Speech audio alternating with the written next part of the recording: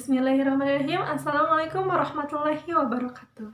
Perkenalkan, nama saya Andini Oktaviani. Saya mahasiswa UIN Sunan Gunung Jati Bandung. Saya jurusan Bimbingan dan Konseling Islam. Pada kesempatan kali ini, saya akan membahas tentang bimbingan dan konseling Islam.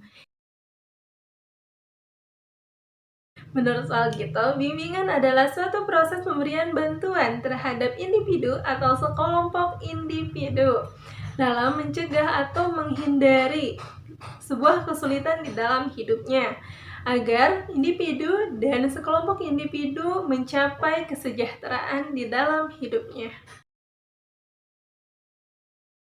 Menurut Erman Amti dan Prayitno, konseling adalah suatu proses pemberian bantuan yang dilakukan dengan wawancara konseling oleh seorang konselor atau tenaga ahli yang dilakukan kepada seorang klien atau yang memiliki masalah dengan bermuara pada teratasinya masalah yang dialami oleh seorang klien.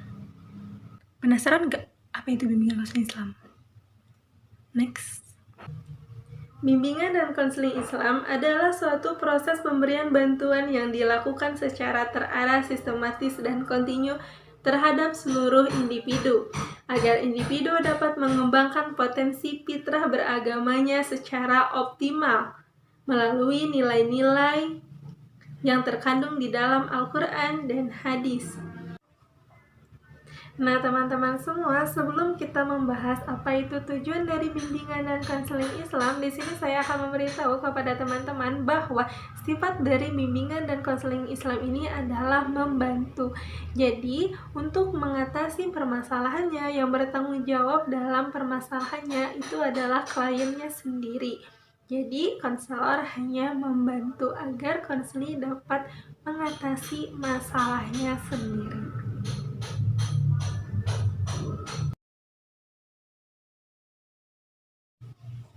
Secara garis besar, tujuan dari bimbingan dan konseling Islam ini adalah membantu individu mewujudkan dirinya menjadi manusia seutuhnya untuk mencapai kebahagiaan di dunia dan akhirat. Tujuan dari bimbingan dan konseling Islam yang pertama adalah untuk menghasilkan suatu perbuatan, perbaikan, kebersihan, dan kesehatan, di mana kesehatan jiwa dan mental.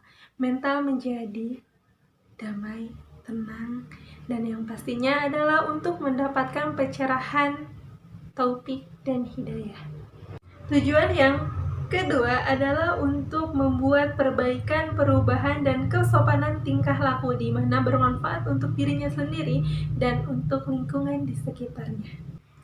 Yang ketiga yaitu adalah menghasilkan kecerdasan rasa atau emosi, di mana nanti individu akan muncul dan berkembang sebuah rasa kasih sayang, tolong menolong, toleransi, menghargai, dan sebagainya. Tujuan yang keempat adalah untuk menciptakan kecerdasan spiritual, di mana individu akan muncul dan berkembang rasa ingin bertaubat, rasa ingin tulus untuk melakukan ibadah, kemudian menerima segala apa yang Allah berikan kepadanya.